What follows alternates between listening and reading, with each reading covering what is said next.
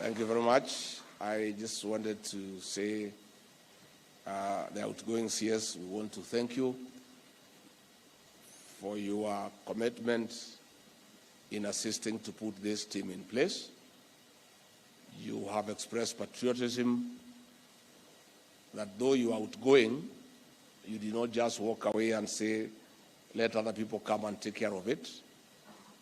And you have been very committed and you have really assisted in getting this team to get to work. Asante sana. And I want to assure you, we are not in a hurry to get rid of you. Take your time. This is your country, this is your government. And although there will be an incoming CS, I am sure you hold his hand, and you are a senior citizen who has served this country with distinction. And when need arises and we need your input and advice, I'm sure the President will be able to call upon you to come and help us. I agree we may be similar in many instances in talking our mind. The only difference is that the government you served, you could not talk openly without reprieve. The one I serve is an open government. You say what you must say, and you say the truth as it is. Professor Munavu and your team, the way the outgoing CS has said, tell us the truth, raw as it is, and don't look back. We are not interested in being praised and being told what we want to hear. Please listen to the people of Kenya and come up with a report that reflects what Kenyans want and what they feel, however bitter it is.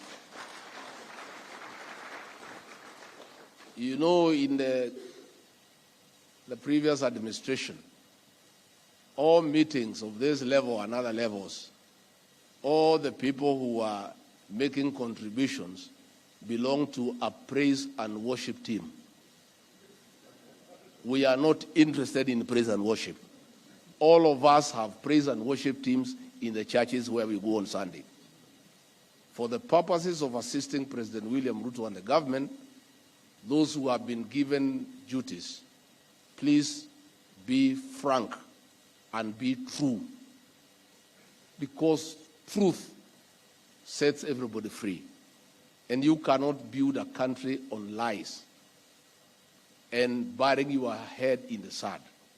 We must confront the challenges ahead of us, and the only way to confront those challenges is to be truthful and factual.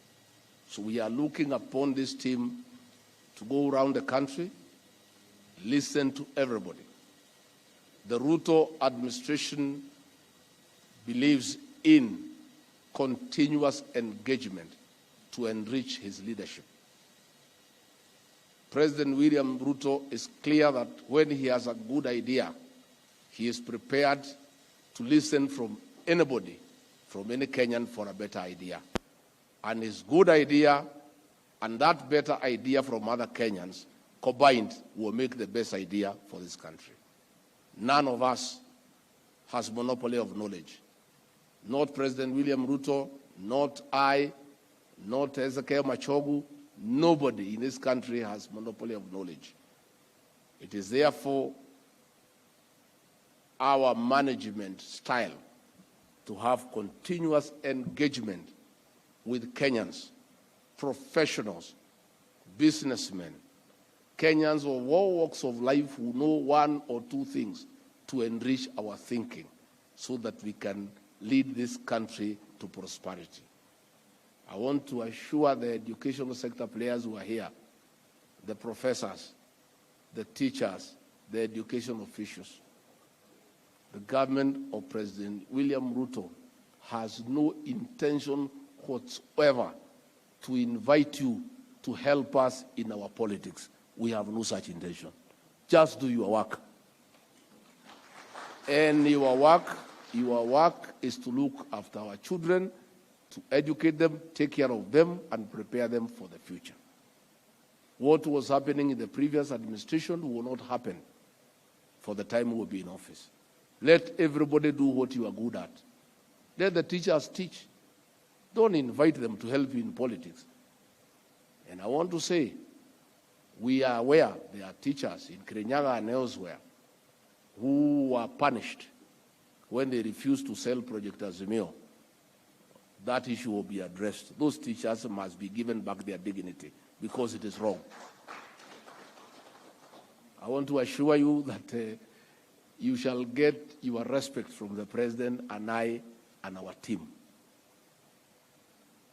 Never will it happen in this country under our leadership when we go to an institution and dress down a teacher or a lecturer in front of students and pupils, as happened to Professor Inaina in Kenyatta University. It will never happen.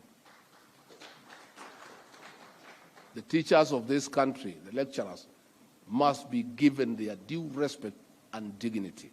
And where there are issues that we need to raise with them, we shall call them in the privacy of our offices and discuss the issues and the challenges, and in a dignified manner come up with a solution. I don't think it is right to lecture, to dress down a teacher in front of his students. It is not right, and that will not happen in our administration. I want to give you that assurance. And therefore, as I wind up, let me also confirm, for the avoidance of doubt, because the Star newspaper, you keep on twisting what we say, so that if you want to twist, you can go ahead and twist. The CBC is not being repealed. What this good team is doing is to look at it, get the views of stakeholders and the people of Kenya, to keep and improve what is good and to address challenges of where there could be weaknesses for our children. That is the position. Number two, we had our plan, our manifesto, our educational charter. There are several things that we promised the teachers. The issue of delocalization that has destroyed families. The Ruto administration is for a strong family unit to keep families together, especially more so of those teachers and those Kenyans who are headed to retirement. We want to assist them to prepare for retirement. We'll be engaging with the TSC next week so that the issue of delocalization is dealt with once and for all, and teachers who are taken to places and their families put in an awkward situation, that matter is addressed so that we build strong family ties for a stronger nation. We also made a promise of employing 116,000 teachers in 2 years. We are having an engagement with the TSC and the Ministry of Education next week to roll out a program on how that will be achieved progressively. Of course, in very difficult circumstances. I said during Inauguration Day, and some Kenyans had an issue that I'm too truthful, and I should not be truthful when they are visitors. But truth is truth, whether they are visitors or whether we are locals. I want to reiterate once more, for the avoidance of doubt, we have inherited a dilapidated economy, and we have work to do to turn around the economy of this country. And we'll be calling upon all of you to bear with us because it is not easy.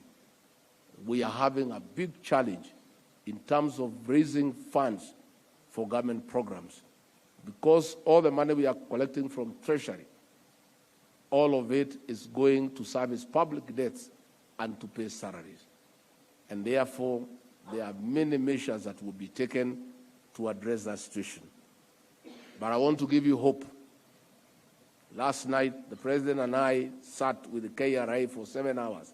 We parted at midnight to agree on how we collect more revenue so that we can collect about 3 trillion shillings by the end of the year to be able to fund our current and development budget.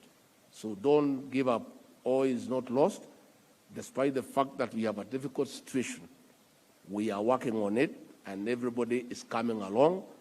And in the fullness of time, we will turn around the economy of this country. First and foremost, in the first 2 years, God willing, to return Kenya where President Mwai Kibaki left us, and progressively turn around the economy to improve the quality of lives and put money in the pocket of everybody, including teachers and educational stakeholders, so that people can improve their quality of life. So mimi nimeshukuru sana. I'm also a product of good education. So when I'm here, I'm very happy. If I did not go to school, I'm not sure I would be here. I would be in a village somewhere called Wamunyoro. The name doesn't sound very nice, a professor. But that is where I came from. And it is also possible for you to come from an unknown village and go somewhere. Dr. William Ruto was selling chicken. He went to a primary school called Kamagut. He had no shoes. Today he is the President of the Republic of Kenya. Yeah? By two things, God's will and good, sound education. So we have a duty as leaders to do everything within our power to give our peoples and our learners a similar environment that we were given by our parents and the government then, so that one day those little children in primary school in standard 2 and 3, one day they can be here as deputy president, they can be state house as president by getting good and quality education. So, Professor Munafu, you have a job to do, and I have requested you kindly invite the members of the National Assembly to come and present. The reason why I recommend that you involve the members of the National Assembly is that collectively they have a budget every year of about 42 billion, and 90% of that money goes to education. So it is important that you bring them on board, seek their views, so that when we implement the reforms that you shall recommend to government, the members of the National Assembly and the National Government Constituency Development Fund is part of that intervention. It is good to bring them on board because they control huge amounts of money meant for the educational sector. And if we have synergy with the members of the National Assembly, that whatever recommendations you are making, they are also part of those recommendations. I have no doubt in my mind they will be very happy because they are very passionate about education to put that 40 billion or so to assist us in whatever recommendations you shall come up with. So I really want to wish you well. Please listen to everybody. This country is a democratic country. Everybody has a right to say what you want. Talk to everyone. Talk to the unions. Talk to KEPSHA. Talk to KESHA. Talk to the teachers in primary schools. Talk to people in ECD. Talk to the private schools. Talk to people in special schools. Talk to anybody who cares to say something about education. And I also ask the people of Kenya, please don't stay at home and criticize the recommendations when they are pronounced, yet you are not available to come and say something. Because the people of Kenya have that problem. They stay at the shopping centers and criticize everything there. You